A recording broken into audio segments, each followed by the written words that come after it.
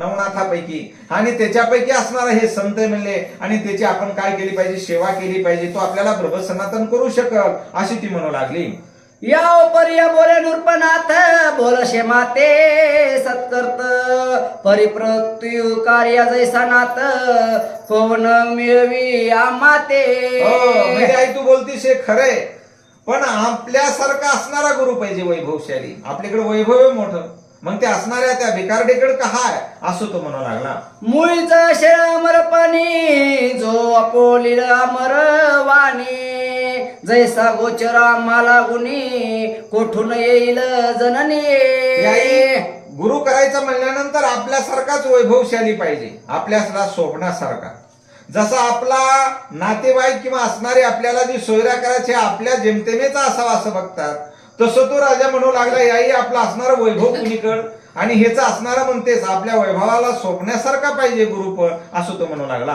ऐशी ऐकुणी तयाची माता माता बोलत झाली तेथे भारे तयाची आपुले गावात जालिंदरनाथ मिळविला. तसा कोण विचारल्यानंतर बाबा म्हणले तसाच प्रकारचा असणार आपल्या गावामध्ये एक जालिंदरनाथ नावाचा असणारा एक नाथ आलेला आहे आणि तो अतिशय सुंदर आहे, अतिशय तपस्वी आहे अशी ती म्हणू लागली. स्वरूप संप्रदाय परिपूर्ण तू ते करेल ब्रह्मा सनातन तरी तू कयावाच्या मनाने करून शरण जाई तयाशी. शरण जावं लागल, अनन्य भावे शरण जावं लागल त्याला. आता ना शरण जा, कारण का असणाऱ्या जसं तुला संप्रदायाची असणारी कहाणी सांगितली त्याप्रमाणे त्या कहाणीला अनुसरूनच हा संत आहे म्हणजे जालिंदरनाथ आहे, म्हणून त्याला असणारा तन मन धनानं काय करा शरण जावं लागल, म्हणजे आपल्याला ब्रह्मसनातन केल्याशिवाय राहणार नाही. बारे तुझे वैभव थोर राजकारणी कारभार परिमणी सकळ विस्तार लय जाईल बाळका. अरे बाळा तुझं वैभवासारखं वैभव म्हणतो शेखर आहे, पण हे वैभव शुल्लक आहे म्हणली, एका क्षणामध्ये लय जाईल, काय होईल सांगता येणार नाही. हे जरी दिसत असलं तरी उपयोगाचं नाही अशी ती म्हणू लागली. तरी तन मन धन प्राण शरण रे गावे तया कारण आपुला हित आत्मरपण जगा माझी मिळविल का. अमर करेल तो असणारा त्याला जर अनन्य भावानं शरण गेलं तर. हे किती जरी धनद्रव्य असलं तरी किती दिवसाचे, एक काळ असणारे काहीच राहणार नाही अशी ती म्हणू लागली. ऐशे पुण्या मातेचे वचन बोलत झाला त्रिलोचन नंदन मने माते तयाशी शरण जाईल योगी फिरावे. काही हरकत नाही म्हणले माते तुझी असणारी इच्छा असेल तर एक दिवस असणार त्याला अनन्य शरण जाऊ, त्याची भक्ती करू, तो ब्रह्मसनातन करील म्हणतेस तर ठीक आहे तुझ्या म्हणण्याप्रमाणे. सकळ टाकुण्या सुख संपदा राजवैभव दारा सुता अप्रत वर्णहीन सोडो रे जाता टाकुनिया योग कैसा करावा की. योग आचरण करावं लागल. सगळे एवढे मुलं बाळ असणारे एवढ्या स्त्रिया सोडून जाणं, एवढं असणारं धनसंपदा राजवैभव सोडणं म्हणजे काही योग्य दिसतंय का असा असणारा तो राजा म्हणू लागला. द्वादश वर्षे वाते बहुदेश कर वैभवाते मग शरण निगुणी आता याते योग लागी करशील की. एवढ्या बाया केल्यात म्हणले 1800-1600 बायका आहेत. एवढं राजवैभव काही कमी नाही आणि एवढं असणारा आता जर सोडून योग आचरण करायचा म्हणलं तर म्हणजे कसं होईल करू, पण म्हणले संसार 12 वर्ष मला करू दे. गोपीचंद राजा त्या आईला म्हणू लागला. करील तरी परी कैसा मिरविर ब्रह्मांडाचा ठसा तरी ती उत्तन पाद राजसुत तापिका शिका जगा माझी मिळविल. जसा उतानपाद नावाचा राजा होऊन गेला, त्याने जसा कीर्ती ध्वज उभा केला तसं म्हणले असणार 12 वर्षे संसार करू दे अगोदर आणि 12 वर्षानंतर तसा त्या उतानपाद नावाचा जो राजा होता त्याच्याप्रमाणे कीर्तिध्वज उभा करू. माता म्हणे बाळा परियशी फळघडी भरवसा नाही देहाशी तेथे तत्वर म्हणता द्वादशी देखील कोणी बालका. अरे पळीवर एका क्षणाचा सुद्धा भरवसा नाही माणसाचा कवा काय होईल. तू म्हणतो 12 वर्षे संसार करू दे. 12 वर्षात म्हणले काळच आला घेऊन गेला तर काय करता येईल, पुन्हा काहीच करता येणार नाही. मग चित्तवित्त आणि जीवित्व वापुले आचरण नाही आश्वत ठेवे शने काय होईल नये बकळे भनभूत वर्तावशे.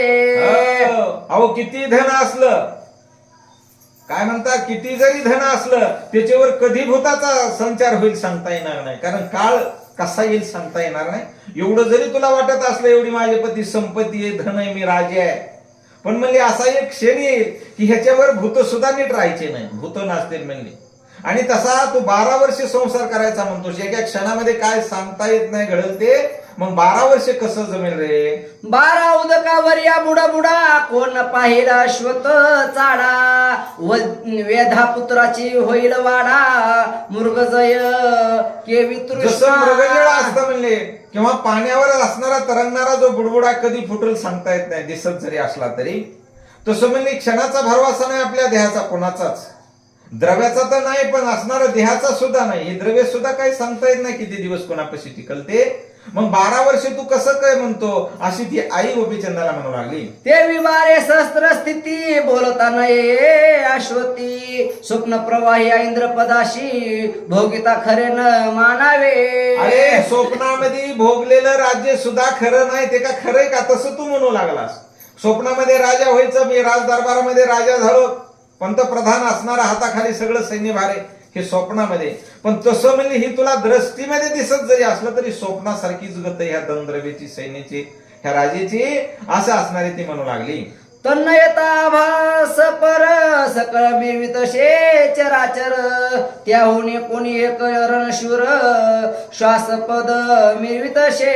हो, शाश्वत आणि अशाश्वत ज्याला कळालं त्यालाच कळालं म्हणले, असणार कुणालाही नाही.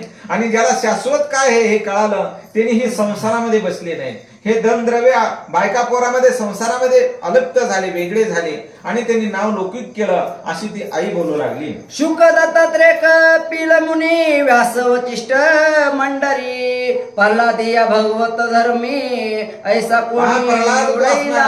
व्यासमुनी असणारे, बकादालबे नावाचे असणारे ऋषी होऊन गेले, त्यांच्यासारखे असणारे, त्यांनी काय संसार केला का? त्यांना कितीतरी असणार आयुष्य होतं, पण क्षणभंगूर समजलं त्याला, आणि त्यांनी असणारे काय केले, भगवंताची आराधना केली, त्यांच्यातून असणारे त्यांना मुक्तता झाली, त्रिलोक्याचा झेंडा उभा केला गोपीचंदा. मग 12 वर्ष संसारामध्ये काय घडल सांगता येणार नाही. नाहीतरी होती थोडी सकर बांधीला प्रपंच बेडी, पर राजेच्या रक्षक वाडी, एक सरी कोंडिली. संसाराचे बेडीनं सगळेजण बांधलेले मायेनं, पण ही बेडी असणारी कव्हर आहे, कोण्या क्षणाला तुटलं काय करील सांगता येत नाही. म्हणून ही संसाराची बेडी 12 वर्ष म्हणतोस, चुकीचे म्हणणं तुझं असणार, घडीचा भरवसा नाही, अशी ती म्हणू लागली. म्हणून या बारे सांगते तुझं, श्वत नव्हे सकाळ समस्त, कोणी घडी घडेल केऊक, अक्कलकार कळेना. हो, कोणत्या घडीला काय घडल हे कुणालाही कळत नाही. म्हणून 12 वर्षाचा नियम म्हणतोस चुकीचा म्हणले असणार. मोठी मोठींची असणारी काय अवस्था झाली, एका घडीचा सुद्धा भरवसा नाही, कशाचाच नाही. आणि म्हणून असणारा तो 12 वर्षे वाट बघायची, म्हणजे 12 वर्षात काही घडलं तर पुन्हा काय कवा होणार आहे, अशी ती म्हणू लागली. ऐशे बोध एकता माता करे, ऐशा बोध माता करिता, लोपोनी आता याची कांता, गुप्त वेश श्रावण करिता, हाय हाय म्हणत शे. असा बोध करीत होती कोण? आई असणारी त्या गोपीचंद राजाला. पण त्याची असणारी लोमावंती नावाची जी पत्नी होती, सगळ्यात आवडीच्या 1800 पैकी ती असणारी, ही सगळं लपून गोष्टी मात्र ऐकत होती. आणि ऐकलं म्हणले, बाबा बाबा बाबा काय आई म्हणावा का हिला, मनात म्हणू लागली, काय करते पुढं. मने माता नव्हे हे पापिनी, पुत्राशी ये पुत्र काचने, ऐसा राज भंड मंडळी, जोग देऊ म्हणत शे. हिला का आई म्हणावं का म्हणले, असणारी राजमाता कशाला म्हणायचे म्हणले, ही असणारी चांडाळी नाही ना, ही आपल्या स्वतःच्या मुलाला राजवैभव सोडून एवढं असणार जोग देऊ पाहते. जोगाव मागायचं सांगू लागले, ती लोमावंतीने ऐकलं, मनात विचार करू लागली.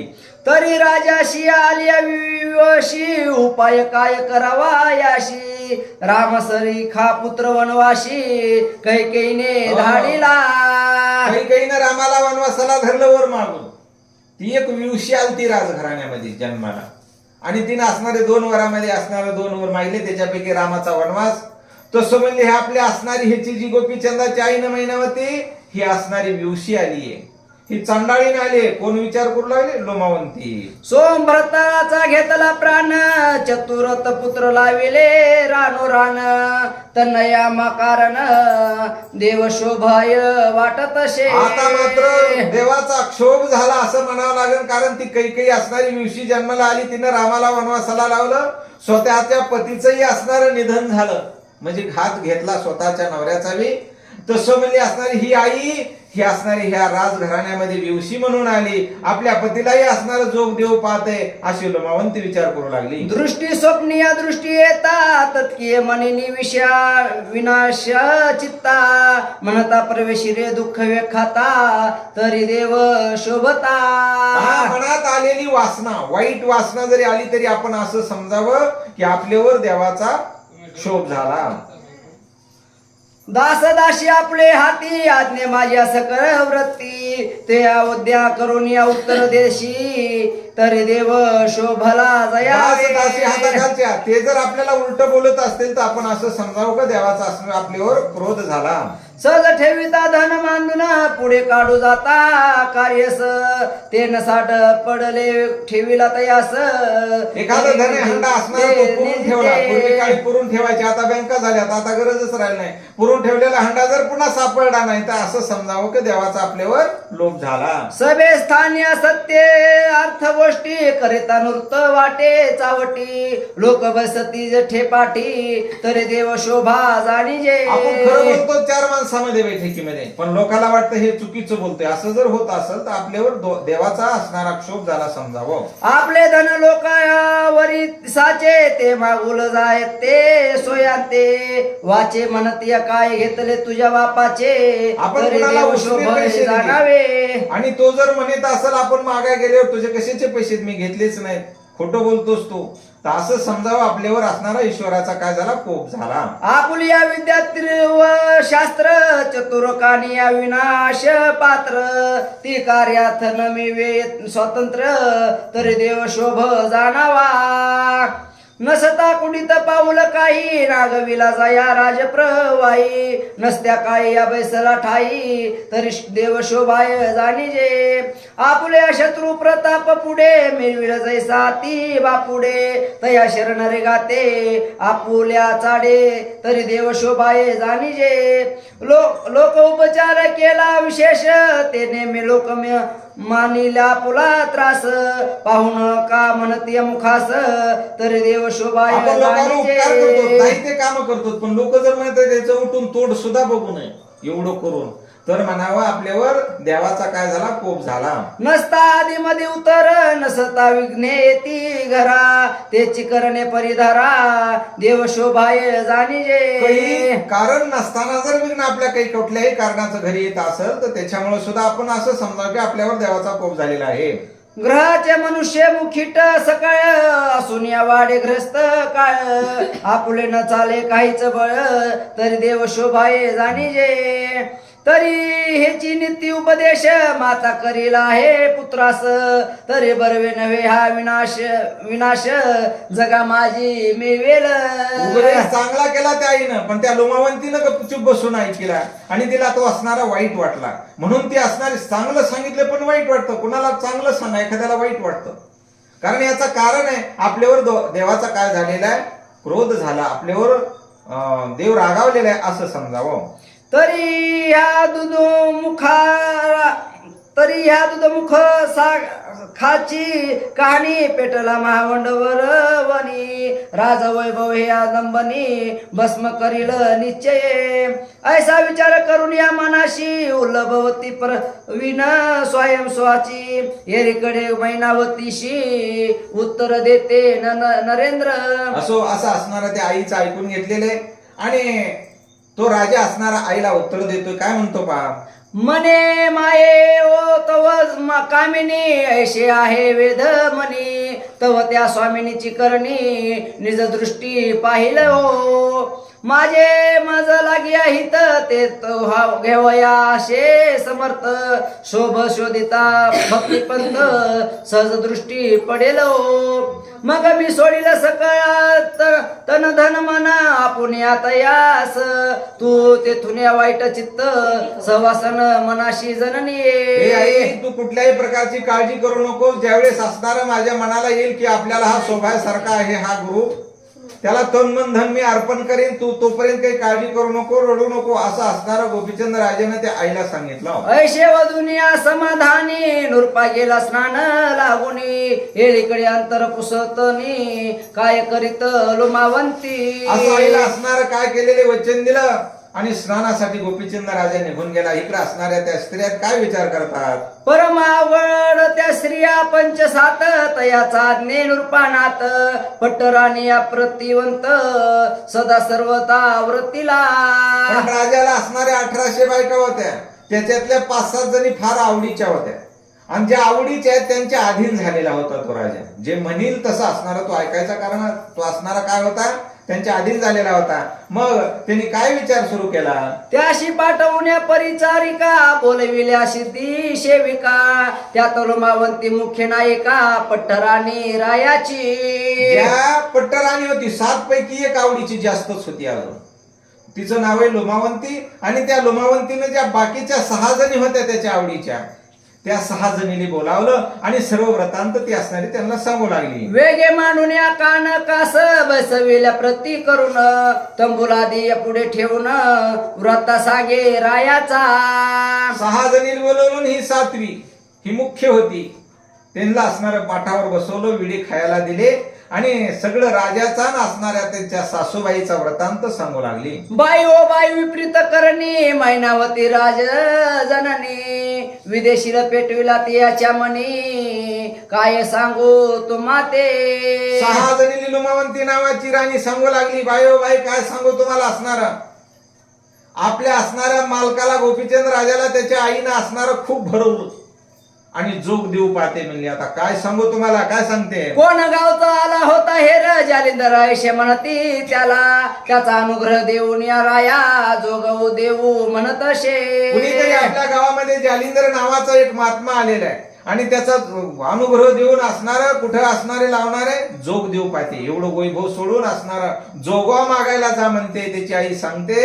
असा व्रतांत ती सांगू लागली. ऐसा वीर भगवती माता सुत निश्चय करून या गेला घट पटित रायाशिया बोधिला श्रावणित मात सकल झाली ओ बाई. सगळी विपरीत करणे झाली. ही स्वतः मी ऐकले म्हणली माझ्या कानानं.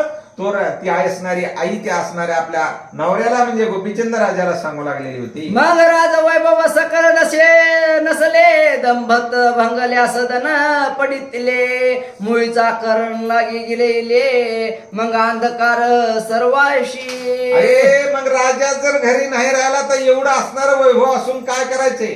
एखादं घर चांगलंय पण घरामध्ये दिवाच नाही, प्रकाशच नाही, अंधकार आहे. तशी आपली अवस्था मिळली असणारी. मग आपण या ठिकाणी राहून काय फायदा. मग आपण अष्टवी शांती सती असून या काय करावी मती पंचचक्र घेऊन या सकल संपत्ती विनाश पावे हो. मग आपण 1800 जणी असून काय करायचे म्हणले. एक राजा गेल्यानंतर उपयोग नाही, परचक्र येईल, दुसरा राजा आपल्या राज्यावर स्वारी करील, सगळं हिरावून घेऊन जाईल. आपण काय करावं. परी येते परे येऊन यथा परी येऊ ते अर्थार्थी कैसा करावे ती व्यक्ती सांगवया आधी येऊन या सबर ममती केली या कारण मोडावी. ही ह्यानी जी युक्ती मांडली, ह्यानी जी युक्ती केलेली होकार दिलेला आहे म्हणजे ह्याला कोणती युक्ती करावी जेणेकरून ही असणारा राजा जाणार नाही. अशी लोमावंती ह्या बाकीच्या 6 जणींनी म्हणू लागली. आगे वनही म्हणून ये लहान तो तक्षणी झालेला सकळ सदन तरी तयाचे करून या संचिन विझवून अग्नी लहान म्हणून नाही. अग्नीला जरी आज लहान असला, नुसतं सांगितलेलं असलं तरी हे उद्या असणारं निघून जाईल. मग निघून गेल्यावर काय करायचं. मोठा अग्नी लागला पण आता आज छोटा अग्नी म्हणून त्या छोट्या अग्नीवरच पाण्याचं सिंचन केलं तर विझत. अशी ती लोमावंती त्या 5-6 जणींनी म्हणू लागली. उषा घातला विखार मग सुख निद्रा केवी येणार विषय भेडून या गेला जठर जवित्व काय वाचेल. अहो जीव कसा वाचल? विष पेलं जठरामध्ये गेल्यानंतर पुन्हा जर काही उपाय केले होणार नाही. म्हणली तसं असणार. हे दोघांचा जो विचार झालेला अगदी लहान वाटत जरी असला तरी पुढे उद्या मोठा होणार आहे. म्हणून हे कसा विजवावा आपण 5-7 जणींनीच विचार केला पाहिजे अशी ती मुख्य असणारी कोण लोमावंती सांगू लागली. तरी प्रथमेची या सारा सार करून या मोडावा सकर प्रकार ऐशी बुद्धी रचून या सार मुख संपत्ती भोगावी की. सुख संपत्ती भोगावी, मुख नाही. आणि सुख संपत्ती भोगायची असेल तर सारासार विचार केला पाहिजे. कसा सारासार? आपण 5-6 जणीच ठरवलं पाहिजे. 1800 जणांचा केव्हा विचार होणार आहे काय होणार? आपण आवडीच्यात 5-7 जणीच. आणि आपण विचार करू की हे असणारा विझवावा कसा अग्नी, याला काहीतरी उपाय काढला पाहिजे तरच ही सुख आपल्याला पुढचं उपभोगता येईल, अन्यथा येणार नाही असे विचार करू लागले. ऐशी ऐकून्यात याची युक्ती मग कर विकृत करीती तया युक्ती नाना बुद्धी या विपरीत अर्धाविती परिनिश्चयन घडे मग कोणाचा. आता 7 जणीचे 7 तर्क निघायला लागले. तर्क वितर्क असणारे. आता काय करावं उपाय, असे आपापले असणारे उपाय सांगू लागले. एकमेकीने काय म्हणतात? या परी विचार बुद्धियुक्त विचार काढेल मावंती की स्थिर दिशया एकमद प्रती सुडारपणी नेटका.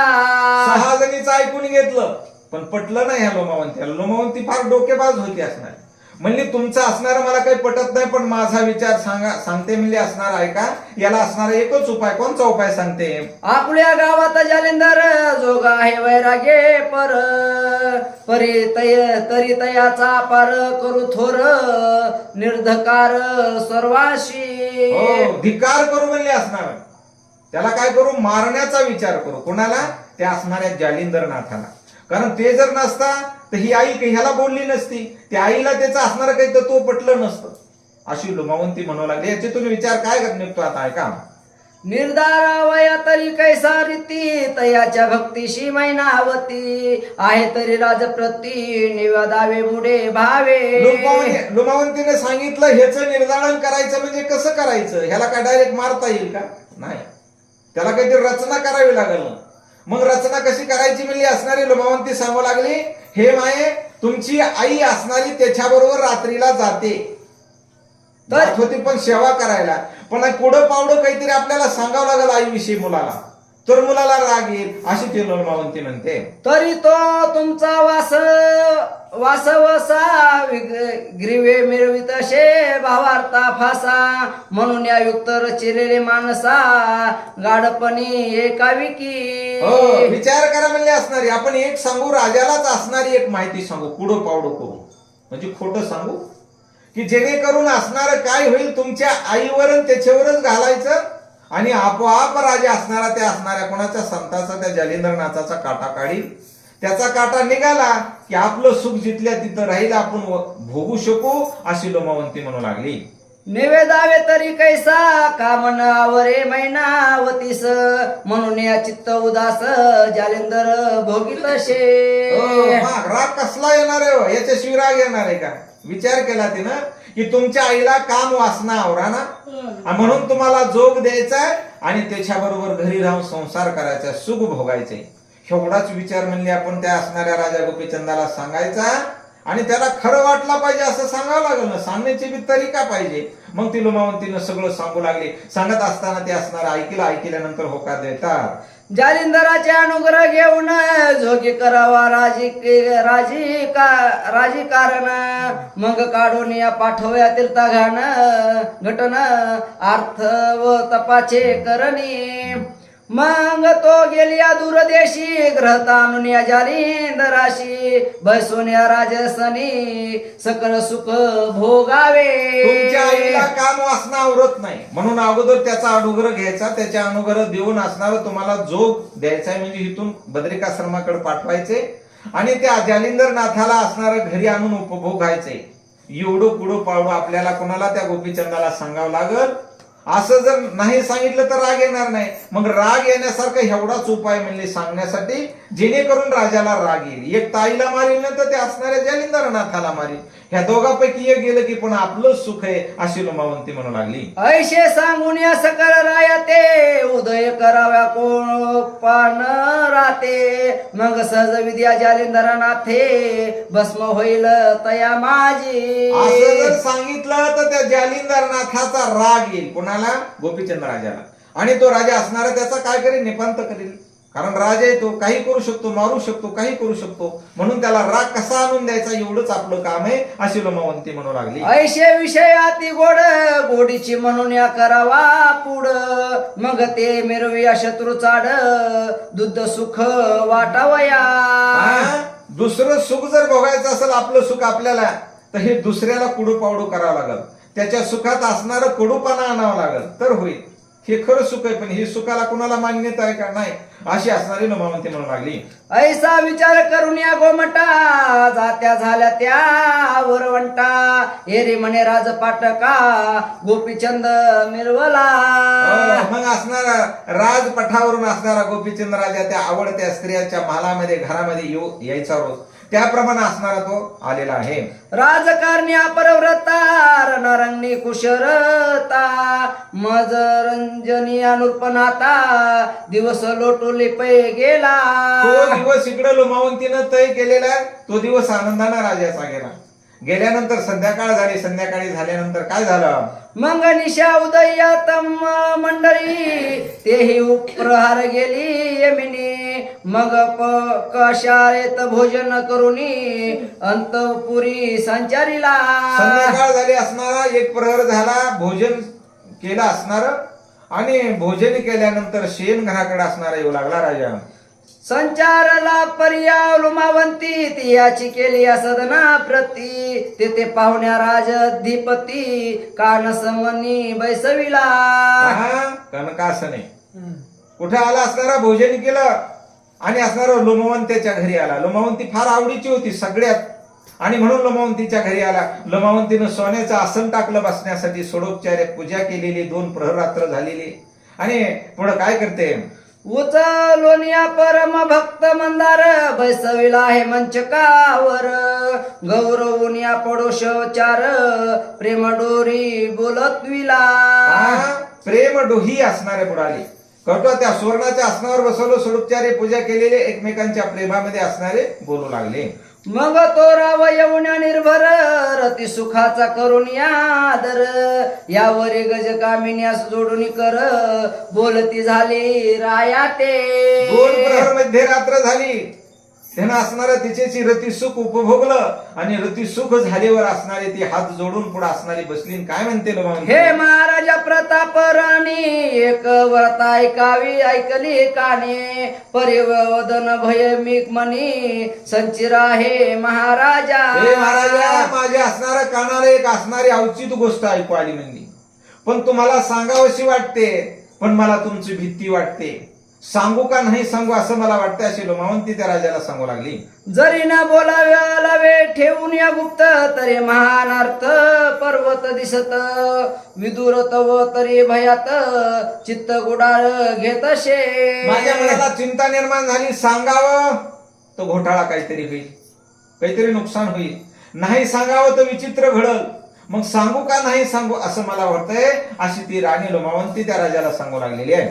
ऐसा उभय पाहता अर्थ भया भ्रती माझे पडले चित्त तरी सुख शब्दाचा सुरुनिया वार्त व्रता उघर महाराजा. महाराज काय करावं तुम्हाला सांगावं का नाही सांगावं हेच कळत नाही. म्हणजे मी चिंतातूर झाली. कारण कानाला ऐकलेली गोष्ट काही चांगली नाही. चांगले नाही पण तुम्हाला सांगितल्यावर काय घडेल तेही सांगता येत नाही. म्हणून मला काही कळ नाही अशी ती म्हणू लागली. ऐशे कुणिया राव बोलत मने सकळ सोडून या भयत निर्विकार कवनार्थ अशेल ते करविजे. माझा असणार कसल्याच प्रकारचं भय बाळगू नको. जी तुझ्या मनामध्ये असेल गोष्ट ती असणारे निर्भयपणानं सांग. कुठलीही भीती निर्माण असणाऱ्या मनात येऊ देऊ नको असं लोमावंतीला राजा गोपीचंद म्हणतो. येरी मने व्हार भैष्य तरी चित्त सोडिले भय दरिस्त मग खरे खोटे होय रत्निस्त तुम्हाला की अर्पिते. हो खरं असो की खोटं असो म्हणजे मी जे ऐकलं ते माझं सांगणं काम आहे.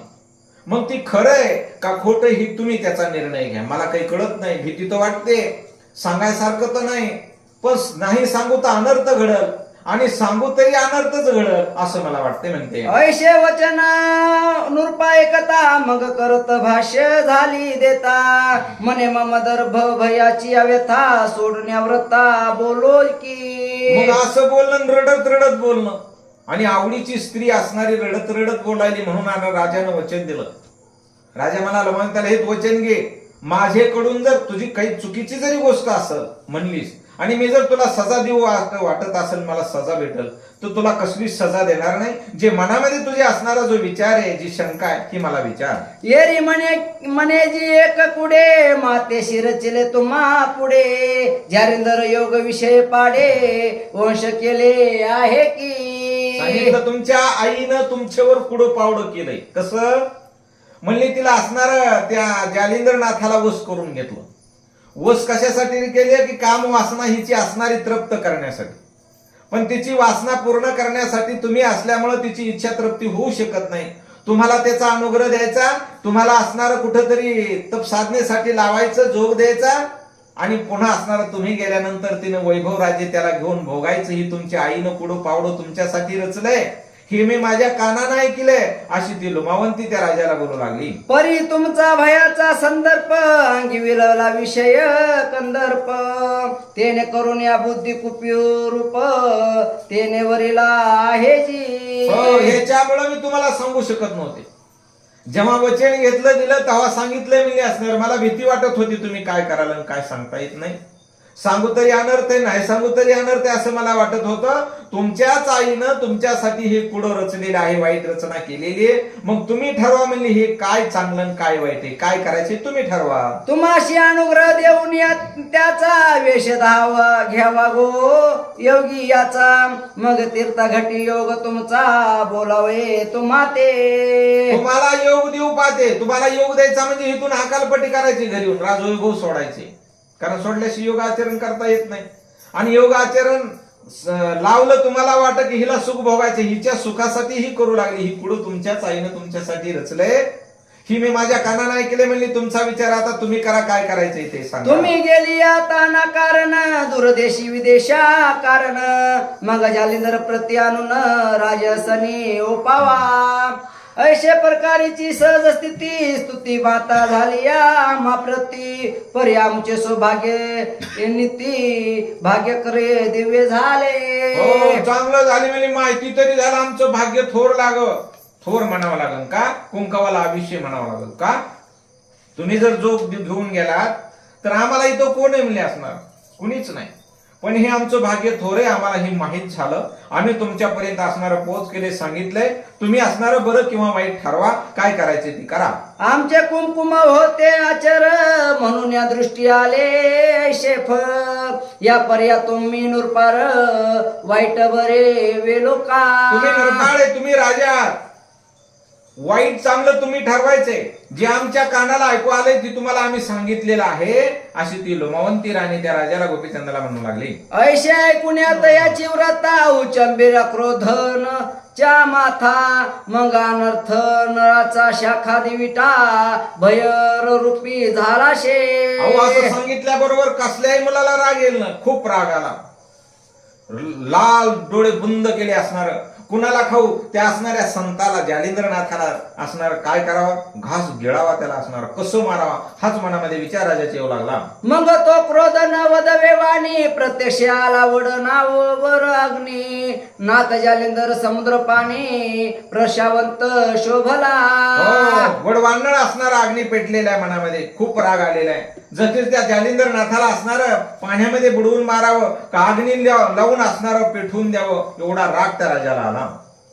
मग तो उठून येते तैशे गती बाहेर जायते ओ नुरपाती मंत्री बोलावून सेवका हाती मने जालिंदरा पाहोच.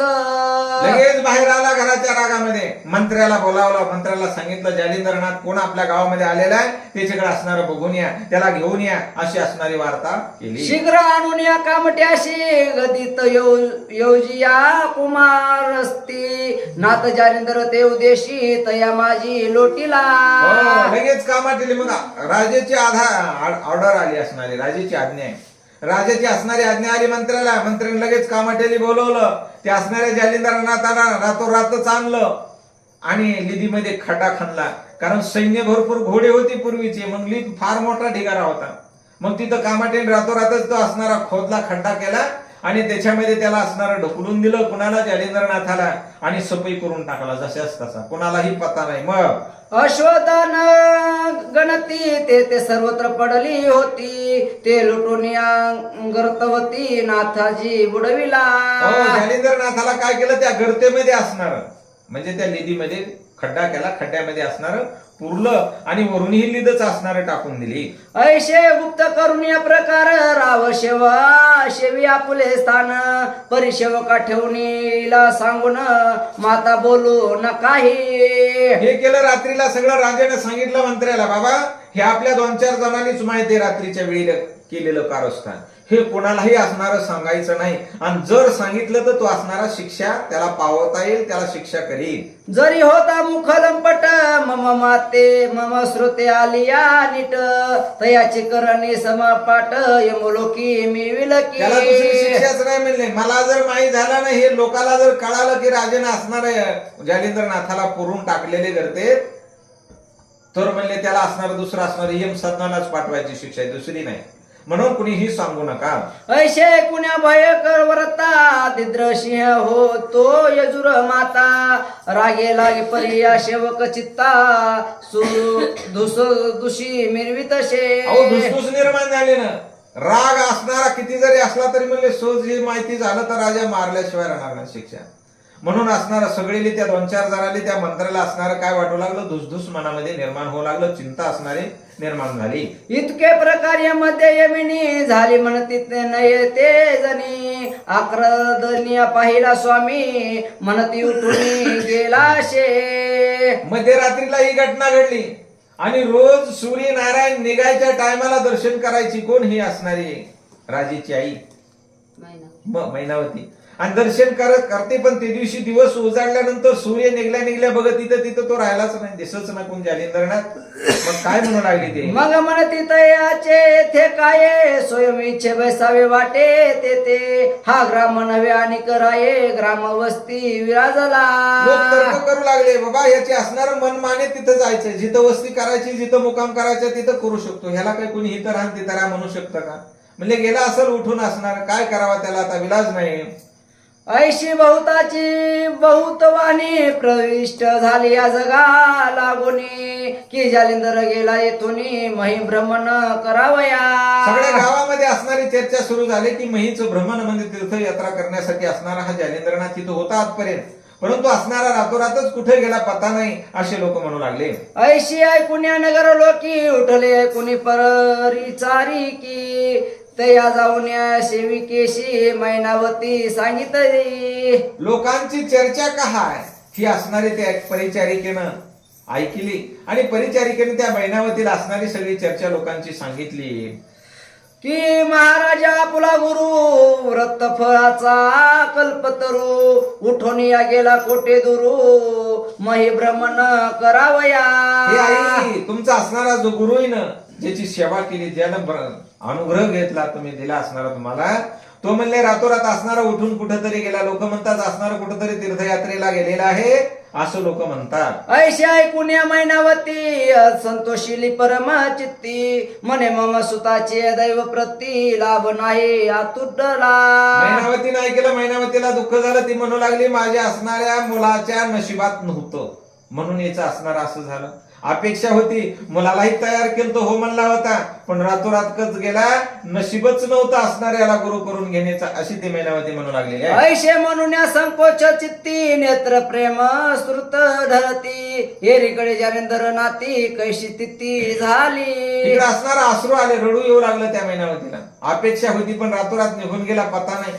आपल्या मुलानं पुरलेली काही वार्ताच नाही ना, गावामध्ये सामसुमय सार दुःख करू लागली, रडू लागली, अश्रू आले तर डोळ्याला, नशिबात नाही म्हणू लागले. मग इकडं असणार पुरल्याला जो जालिंदर आहे, हे जालिंदर कशा अवस्थेमध्ये होते ऐका.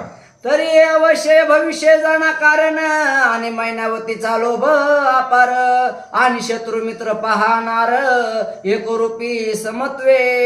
एक रूपामध्ये शत्रू मित्र जाणणारा असा हा जालिंदरनाथ होता, शत्रू मित्र समान. आणि लोभ झालता कुठं असणारा अनुग्रह त्या मैनावतीला आणि तिच्याच मुलांना असणारा असे हे कृत्य केलं. म्हणजे ही शत्रू होता पण असणारा समान जाणणारे संत. आता संतामध्ये हे गुण असतात, त्याला संत म्हणावं लागतं. आणि म्हणून असं असणार आहे जालिंदरनाथ कशा अवस्थेमध्ये राहिले. नाही तर ते नगर पालत घालू शकत होते, कमी सामर्थ्य होतं का त्यांच्याकडून, पण नाही. कारण जिला अनुग्रह दिला ज्या मातेला, जिने अहोरात्र आपली सेवा केली, तिच्याच मुलाने ही चूक केली. मग चुकीला असणारं सजा नाही, असं असणारे संतांमध्ये गुण असतो, याला संत म्हणतात. असं त्या पुन्हा जालिंदरनाथाने विचार केला. ना तरी अपर परम प्रताप वासन म्हणे शिगे टाकीला ब्रह्मांड जाऊनी तो भद्रतयाच्या विप्रस करणी तृष्ट तैसा राहिला.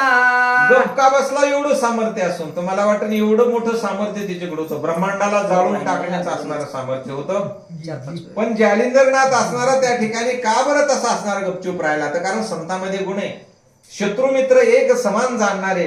म्हणून असणारा शत्रू असला तरी असणार चांगलंच त्या ठिकाणी जाणलं होतं. मग काय केलं तर त्या ठिकाणी असणारा गुन्हा त्या जालिंदरनाथानं जो द्वैती त्या मूर्तिमंत धंब सरहित सोय रूप मिरवत की निसंग ममता विरहित कार्यकारी जावोनी असो गर्ज माझी आय तीर्थनाथ व्रज समाने घातली खात आकाश शास्त्र पेरून भवत सोस्थानी बैसला.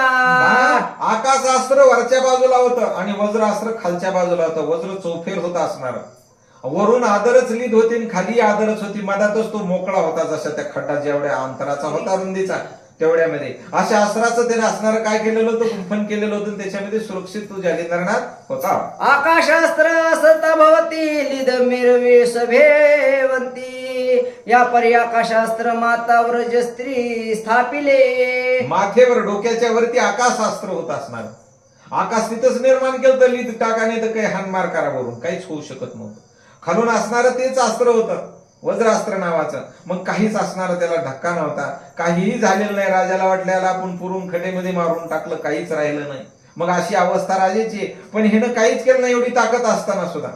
म्हणून नाथाने सांगितलेलं या विद्येचा दुरुपयोग करू नका, दुरुपयोग केला तर वेगळं होणार आहे. म्हणून हे नाथ असणारे दुरुपयोग करत नव्हते. एवढं जरी केलं तरी राजाचं सगळं ब्रह्मांड जाळून टाकायची ताकद होती. मग राजाची राजगादी ते गाव सुद्धा जाळून टाकायची ताकद होतीच का नाही, पण तसं केलं नाही. असे हे संत असतात. त्याने करून आदर स्थळी लिद मिळविले आहे शरीरी एरीकडे पोरी जनव्रता समजली. जन्मार्था इकडे सगळे समजलेले की बाबा हे तीर्थाटनाला निघून गेला. राजानं गपचूप 4-5